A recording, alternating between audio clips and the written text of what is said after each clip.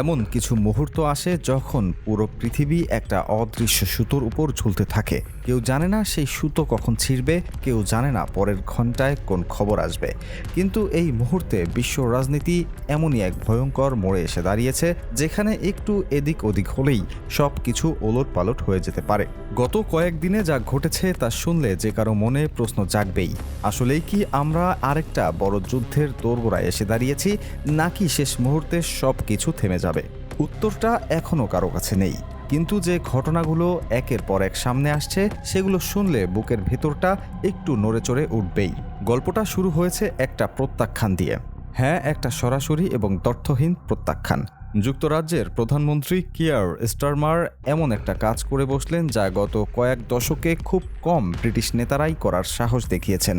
তিনি আমেরিকাকে না বলেছেন, শুধু না বলেননি, বরং মুখের ওপর স্পষ্ট করে জানিয়ে দিয়েছেন যে ইরানের বিরুদ্ধে কোনো সম্ভাব্য সামরিক অভিযানে ব্রিটিশ সামরিক ঘাঁটি ব্যবহার করতে দেওয়া হবে না। এই খবরটা যখন প্রথম বেরিয়ে এলেও তখন অনেকেই বিশ্বাস করতে পারেনি, কারণ যুক্তরাজ্য ও যুক্তরাষ্ট্রের মধ্যে যে ধরনের সামরিক মৈত্রী দশকের পর দশক ধরে চলে আসছে, এমন একটা প্রত্যাখ্যান প্রায় অকল্পনীয় ছিল। কিন্তু স্টারমার সেটাই করলেন। এখন প্রশ্ন হলো, কেন করলেন? এর পেছনে দুটো বড় কারণ কাজ করছে বলে বিশ্লেষকরা মনে করছেন। প্রথমত, আন্তর্জাতিক আইন।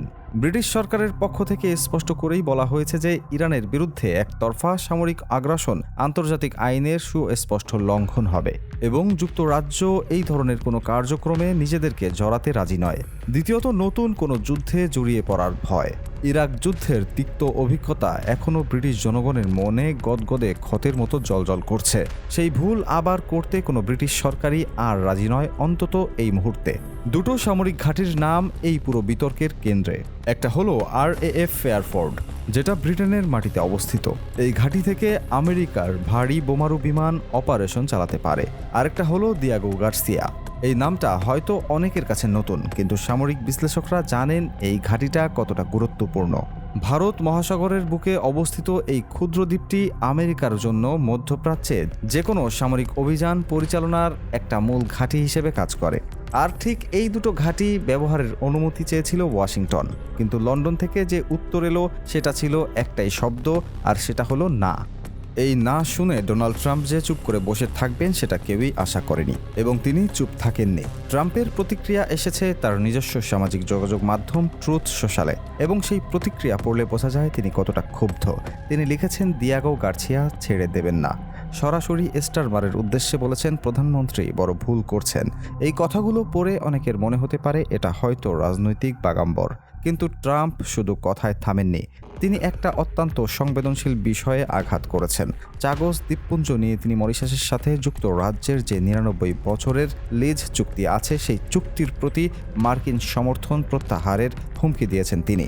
এটা যদি বাস্তবায়িত হয় তাহলে ব্রিটেনের জন্য সেটা একটা বিশাল কূটনৈতিক ও কৌশলগত ধাক্কা হবে, কারণ দিয়াগো গার্সিয়া এই চাগোস দ্বীপপুঞ্জেরই অংশ, এবং এই ঘাঁটির নিয়ন্ত্রণ হারানো মানে ভারত মহাসাগরের ব্রিটেনের সামরিক উপস্থিতির মেরুদণ্ড ভেঙে পড়া। কিন্তু স্টারমার এসবের তোয়াক্কা করছেন না। এটাই সবচেয়ে চমকপ্রদ অংশ।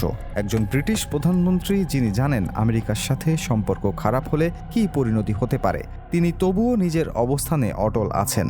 এটা কি সাহসিকতা নাকি বোকামি, সেটা সময় বলবে। তবে এই মুহূর্তে স্টারমারের এই সিদ্ধান্ত বিশ্ব রাজনীতিতে একটি বড় ধরনের ঝাঁকুনি দিয়েছে, সেটা নিশ্চিত।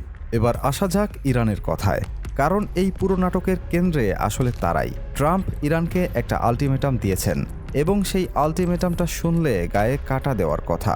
বৃহস্পতিবার তিনি স্পষ্ট ভাষায় জানিয়েছেন, আগামী মাত্র 10 থেকে 15 দিনের মধ্যে ইরানকে তাদের পারমাণবিক কর্মসূচি নিয়ে একটা চুক্তিতে পৌঁছাতে হবে। যদি সেটা না হয় তাহলে কি হবে সেটাও তিনি বলেছেন। তার ভাষায় তাদের খুব খারাপ পরিস্থিতির মুখোমুখি হতে হবে।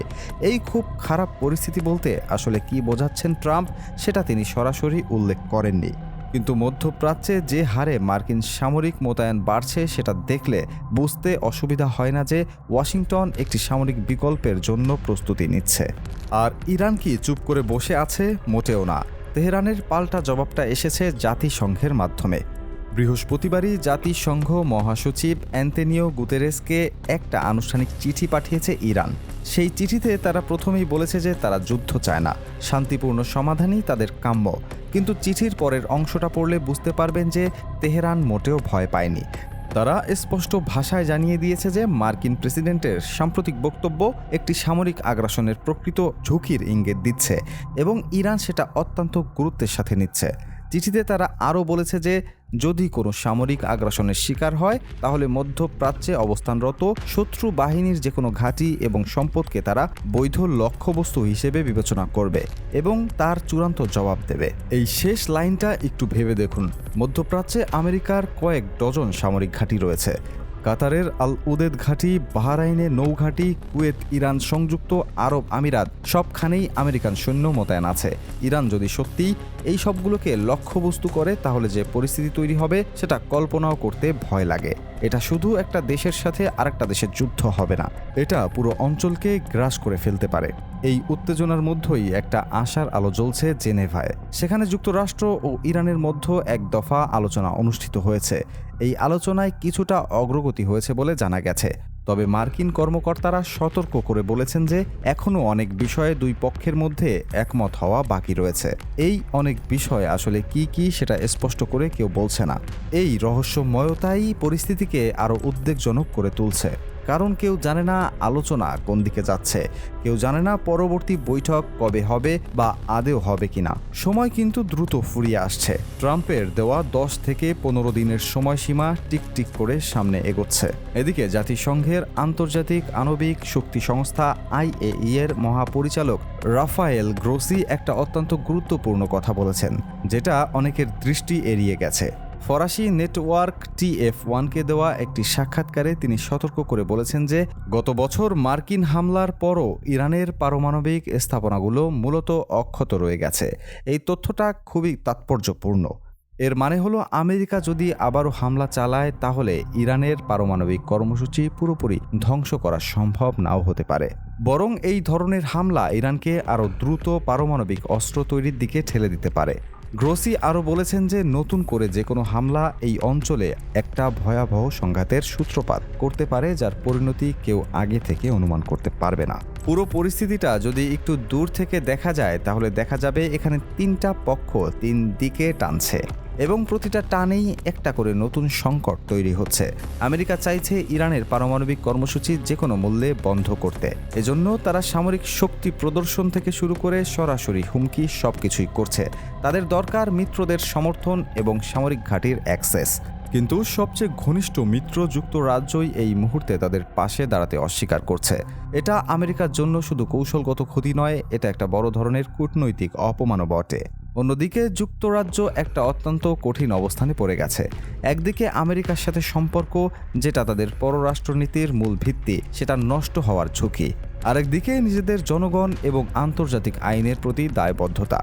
স্টারমার এই দুইয়ের মধ্যে একটাকে বেছে নিয়েছেন এবং সেটা হলো দ্বিতীয়টা। এই সিদ্ধান্ত তাকে ইতিহাসে হয় একজন সাহসী নেতা হিসেবে প্রতিষ্ঠিত করবে অথবা একজন দূরদৃষ্টিহীন রাজনীতিবিদ হিসেবে চিহ্নিত করবে। সেটা নির্ভর করছে আগামী দিনগুলোতে পরিস্থিতি কোন দিকে মোড় নেয় তার উপর। আর তেহরান একটা দ্বিমুখী কৌশল অবলম্বন করছে। একদিকে তারা জাতিসংঘের মাধ্যমে শান্তির বার্তা দিচ্ছে, বলছে তারা যুদ্ধ চায় না, আলোচনায় বসছে জেনেভায়। আবার একই সময়ে তারা পাল্টা সামরিক হুমকিও দিচ্ছে, বলছে আক্রান্ত হলে মধ্যপ্রাচ্যের সব মার্কিন ঘাঁটি তাদের টার্গেটে থাকবে। এই দুই রকম বার্তা একই সাথে দেওয়ার অর্থ হলো ইরান আসলে দুটো সম্ভাবনার জন্যই নিজেদেরকে তৈরি রাখছে। তারা চায় আলোচনা সফল হোক, কিন্তু যদি না হয় তাহলেও তারা পিছু হাঁটবে না, এটাও তারা পরিষ্কার করে দিচ্ছে। সবচেয়ে উদ্বেগের বিষয় হলো সময়ের চাপ। ট্রাম্প যে 10 থেকে 15 দিনের আলটিমেটাম দিয়েছেন সেটা ক্রমশ ফুরিয়ে আসছে। প্রতিটা দিন যত যাচ্ছে ততই এই প্রশ্ন জোরালো হচ্ছে যে আমেরিকা কি সত্যিই সামরিক পদক্ষেপ নেবে নাকি এটা শুধুই চাপ সৃষ্টির কৌশল। ট্রাম্পের চরিত্র বিশ্লেষণ করলে দেখা যায় তিনি হুমকি দিয়ে পেছনে সরে আসার মানুষ নন, অন্তত তিনি নিজেকে সেভাবে উপস্থাপন করেন। তাহলে কি তিনি সত্যিই ইরানে হামলার নির্দেশ দেবেন? এই প্রশ্নের উত্তর এই মুহূর্তে বিশ্বের কোনো গোয়েন্দা সংস্থার কাছেও পরিষ্কার নয়। মধ্যপ্রাচ্যের আকাশে এখন যুদ্ধ বিমানের গর্জন বাড়ছে, সমুদ্রে যুদ্ধ জাহাজ মোতায়েন হচ্ছে, কূটনৈতিক টেবিলে আলোচনা চলছে, কিন্তু সেই আলোচনার জানালা দিয়ে বাইরে তাকালে দেখা যাচ্ছে ক্ষেপণাস্ত্র উৎক্ষেপণ প্যাড প্রস্তুত। এই দ্বৈত চিত্রটাই সবচেয়ে ভয়ঙ্কর।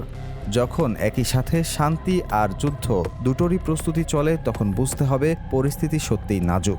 এখন সবার চোখ জেনেভার দিকে। পরবর্তী আলোচনা কবে হবে সেটা এখনও ঘোষণা করা হয়নি, কিন্তু যতদিন আলোচনা চলবে ততদিন হয়তো যুদ্ধের সম্ভাবনা কিছুটা হলেও দূরে থাকবে।